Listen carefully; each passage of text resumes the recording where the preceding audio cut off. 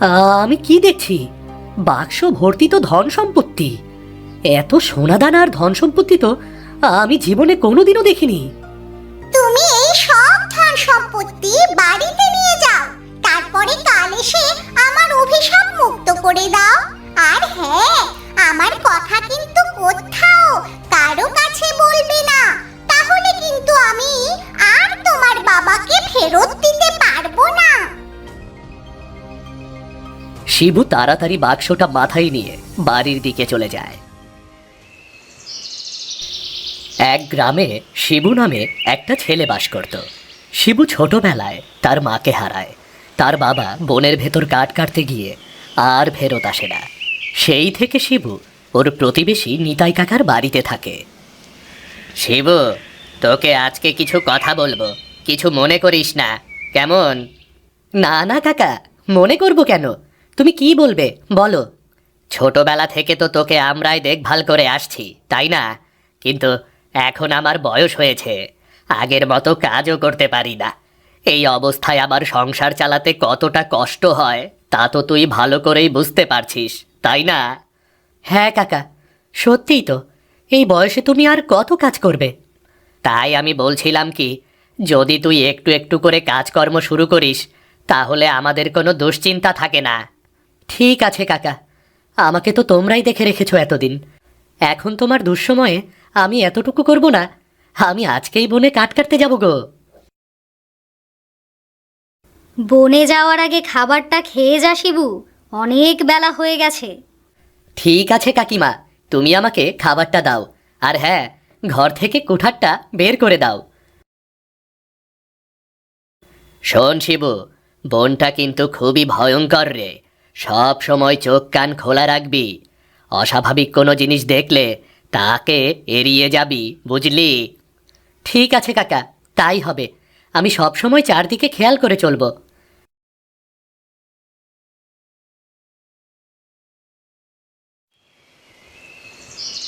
খাওয়া দাওয়া শেষ করে শিবু একটা কুঠার নিয়ে বনে চলে আসে। তারপর একটার পর একটা গাছ দেখতে থাকে, কিন্তু কোনো গাছই তার পছন্দ হয় না। এ তো আচ্ছা বিপদে পড়ে গেলাম, কাটার মতো একটা গাছও কোথাও দেখছি না। এমন হলে তো খালি হাতে ফিরতে হবে। ঠিক এই সময় শিবু দেখতে পায় গাছের ডালে একটা তোতা বসে আছে। তোতাটাকে দেখে শিবুর বেশ অস্বাভাবিক লাগে। আরে, এই তোতাটা তো স্বাভাবিক তোতার থেকে বেশ বড়। দেখতেও কেমন যেন একটু অদ্ভুত লাগছে। ভয় পেও না শিবু, আমি তোমার বিষয়ে সব কিছুই জানি। তুমি ছোটবেলায় তোমার মাকে হারিয়েছো, এরপর তোমার বাবা এই বনে হারিয়ে গেছে। তুমি তো দেখছি আমার বিষয়ে সব কিছুই জানো, কিন্তু তুমি তো একটা তোতা পাখি। আর কিভাবেই বা মানুষের মতো কথা বলছো? আর কিভাবেই বা এত কিছু জেনেছো?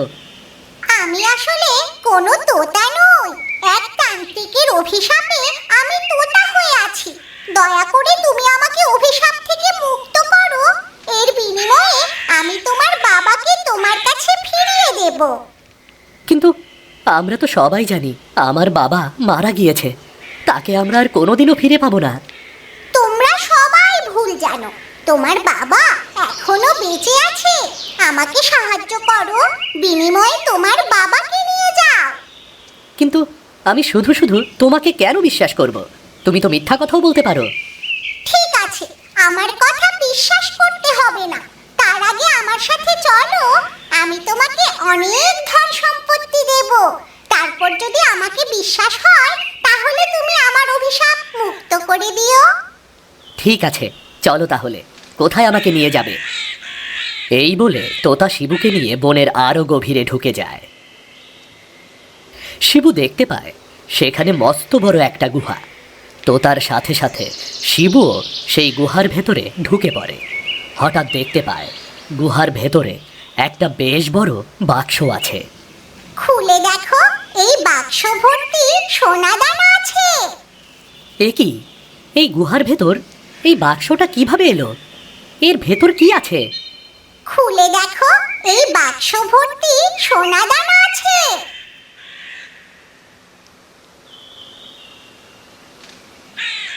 আমি কি দেখছি?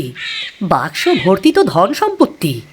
এত সোনাদানা আর ধন সম্পত্তি তো আমি জীবনে কোনোদিনও দেখিনি। তুমি এই সব ধন সম্পত্তি বাড়িতে নিয়ে যাও, তারপরে কাল এসে আমার অভিশাপ মুক্ত করে দাও। আর হ্যাঁ, আমার কথা কিন্তু কোথাও কারো কাছে বলবে না, তাহলে কিন্তু আমি আর তোমার বাবাকে ফেরত দিতে পারবো না।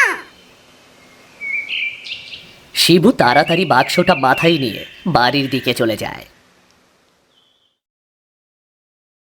বাড়িতে এসেই বাক্সটাকে রেখে শিবু রীতিমতো হাঁপাতে থাকে। তার কাকিমা এক গ্লাস জল এনে দেয় শিবুকে। কি হয়েছে শিবু, তুই এরকম হাঁপাচ্ছিস কেন? আর এই বাক্সটাতে কি আছে?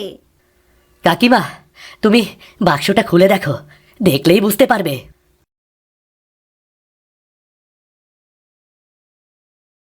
ও মা, বাক্স ভর্তি এত সোনা দানা তুই কোথায় পেলি? তোতা আমাকে বলে দিয়েছে আমি যেন ওর কথা কোথাও না বলি, তাহলে আমি আর বাবাকে ফেরত পাবো না। কি হলো শিবু, তুই কিছু বলছিস না কেন? তুই কি এই বাক্স কোথা থেকে চুরি করে এনেছিস? না কাকা, আমি এটা কোথাও থেকে চুরি করিনি। বনে কাঠ কাটতে গিয়ে একটা গুহার ভেতরে এটাকে পেয়েছি। কাজটা করা তোর একদমই ঠিক হয়নি শিবু। এটা হয়তো আমাদের গ্রামের জমিদার বাবুর। উনি হয়তো চোর থেকে বাঁচার জন্য এগুলোকে গুহার ভেতর লুকিয়ে রেখেছিলেন। এখন আমি কি করে কাকাকে বলি যে এগুলো জমিদার বাবুর না, বরং ওই তোতা আমাকে উপহার দিয়েছে। চল শিবু, আমরা এই সোনাদানার বাক্স জমিদার বাবুকে দিয়ে আসি। শিবুর আর কিছুই বলার রইল না। সে তার নিতাই কাকার সাথে বাক্স নিয়ে জমিদার বাবুর বাড়ির দিকে চলে যায়।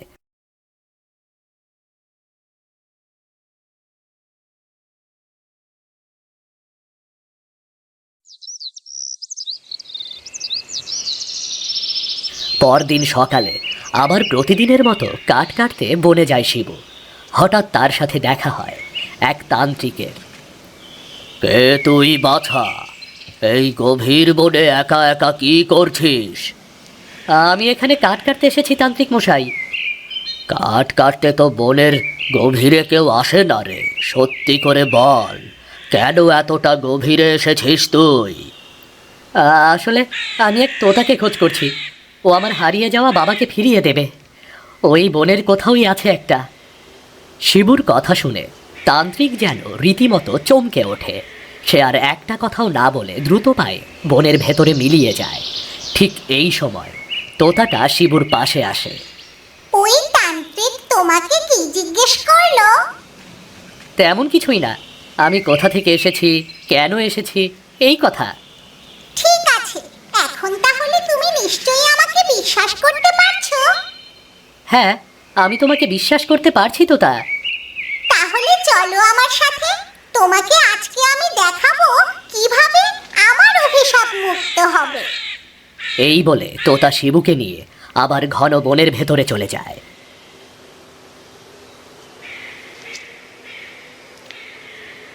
হাঁটতে হাঁটতে তারা সেই গুহার মুখের কাছে এসে পৌঁছায়। গুহার ভেতরে ঢুকতেই দেখা যায় একটা কাচের শিশিতে নীল রঙের তরল।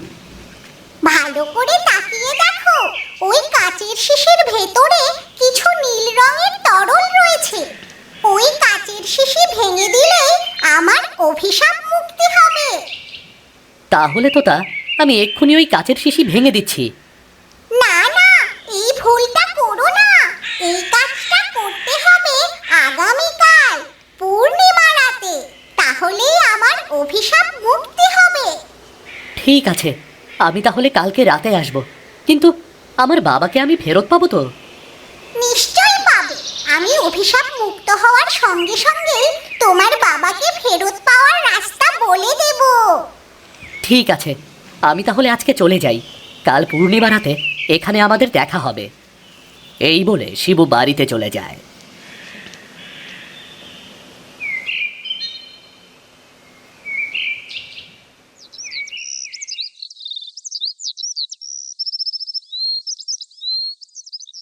পরদিন সকালে নিতাইয়ের বাড়িতে সেই তান্ত্রিক আসে।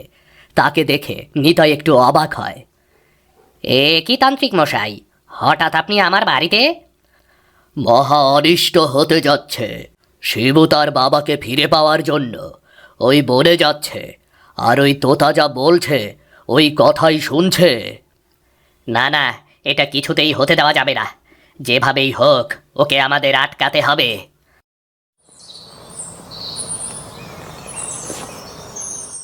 এদিকে রাতের বেলা শিবু ওই গুহায় যাবে বলে তার তোড়জোড় শুরু করেছে। এ কি শিবু, তুই এসব কি করছিস? কাকিমা, আজকে রাতে আমি আমার বাবাকে ফেরত পাবো। কিন্তু সেটা কি করে সম্ভব? আমরা যতদূর জানি তোর বাবা তো মারা গিয়েছে। না কাকিমা, আমার বাবা মারা যায়নি। আমি আমার বাবাকে ঠিক জ্যান্ত ফিরিয়ে আনবো। যাই করিস না কেন একটু ভেবে চিন্তে করিস শিবু। এটা করতে গিয়ে নতুন কোনো বিপদ যেন না আসে। তুমি কোনো চিন্তা করো না কাকিমা, কিছুই হবে না। আমি ভালোভাবেই আমার বাবাকে ফেরত নিয়ে আসতে পারবো। সন্ধ্যাবেলা শিবু বনের উদ্দেশ্যে বেরিয়ে পড়ে। ঠিক তখন তার পথ আটকে দাঁড়ায় তান্ত্রিক ও নিতাই। দাঁড়া শিবু, ওই বনে যাস না। তোর বাবাকে আর কোনোদিনও ফেরত পাওয়া যাবে না। শুধু শুধু কেন এসব করছিস? তোমরা চাও না যে আমি আমার বাবাকে ফেরত নিয়ে আসি, তাই না? এই কারণে তোমরা প্রতি কাজে আমাকে বাধা দিচ্ছ। তুই আমাদেরকে ভুল বুঝছিস শিবু। তুই যার মাধ্যমে তোর বাবাকে ফেরত আনতে যাচ্ছিস সে আসলে তোতারূপী ডাইনি। আপনারা সবাই আমার সাথে মিথ্যা কথা বলছেন। ওই তোতা সত্যিই আমাকে সাহায্য করবে, আমার বাবাকে ফেরত এনে দেবে। ওই তোতার কথা মতো কাজ করলে মহা অনিষ্ট হয়ে যাবে। দয়া করে তুই আমাদের কথা শোন। শিবু ওদের আর একটা কথাও না শুনে আবার বনের দিকে চলে যায়। বনে এসে সেই গুহার ভেতরে ঢুকে যায় শিবু। তার পেছন পেছন গুহায় ঢুকছে তান্ত্রিক ও নিতাই। শিবুর সামনে সেই নীল তরল ভরা শিশিটা। দাঁড়া শিবু, কাজটা করিস না, শিশিটাকে ভাঙিস না। মহা অনিষ্ট হয়ে যাবে শিবু, তান্ত্রিকের কথা শোন, এই কাজটা করিস না। শিবু, তুমি ওদের কারো কথা শুনবে না। তুমি তো তোমার বাবাকে ফেরত পেতে চাও, তাহলে এই কাচের শিশিটা এক্ষুনি ভেঙে ফেলো। এই তোতাটা একটা ডাইনি। শিশি ভাঙার সাথে সাথে ও তার আসল রূপ ফিরে পাবে। এই কাজটা করিস না শিবু, করিস না। না, আমি তোতার কথাই শুনবো। আমি এই কাচের শিশিটা ভেঙে আমার বাবাকে ফেরত আনবো। বলতে বলতে নীল রঙের কাচের শিশিটা হাতে তুলে নেয়। তারপর মাটিতে আছড়ে ফেলে ভেঙে দেয় শিবু। সাথে সাথে তোতা পাখিটা রূপ বদলে একটা ডাইনির রূপ নেয়। অনেক উপকার করলি শিবু। এবারে আমি আমার আসল রূপ ফিরে পেয়েছি। আমি আবার এই বনে রাজত্ব করব। এসব কি হয়ে গেল তান্ত্রিক? আপনাদের কথা মতোই তো ওই তোতা ডাইনি হয়ে গেল। আজ থেকে 20 বছর আগে এই ডাইনি এই বনে রাজত্ব করত। যদি কোনো মানুষ ভুলেও এই বনে আসতো তাহলে তার প্রাণ নিয়ে ফিরে যেতে পারতো না। এমনই একদিন নিতাই ও তোর বাবা আমার কাছে আসে। আমি ওদেরকে বলে দিয়েছিলাম এই ডাইনিকে বন্দি করতে হলে যে কোনো একজনের প্রাণ বলি দিতে হবে। সেদিন তোর বাবা প্রাণ বলি দিতে এগিয়ে আসে আর এই কুয়ায় ঝাঁপ দিয়ে নিজের প্রাণ দেয়। এরপরে তান্ত্রিক ওই ডাইনিকে একটা তোতা বানিয়ে রাখে আর তার সমস্ত শক্তি একটা কাচের শিশিতে ভরে নীল রঙের তরলে পূর্ণ করে রাখে। আজ কাচের শিশি ভেঙে দেওয়ার মাধ্যমে ওই ডাইনিটা সমস্ত শক্তি ফিরে পেয়েছে। এখনো আবার এই বন, গ্রাম এর ওপরে তাণ্ডব শুরু করবে। আমি মস্ত বড় ভুল করে ফেলেছি তান্ত্রিক। এখন কিভাবে এই বিপদ থেকে মুক্তি পাওয়া যায়? যদি আর একটা প্রাণ বলি দেওয়া যায় তাহলে এই ডাইনিকে আবার বন্দি করতে পারবো। ঠিক আছে, যদি তাই হয় তবে এই বন ও গ্রামের স্বার্থে আমি আমার নিজের প্রাণ বলি দেব। বলতে না বলতেই শিবু তার পেছনে থাকা কুয়োর ভেতরে ঝাঁপ দেয়। সাথে সাথে ডাইনিটা আবার একটা তোতার রূপ নেয়।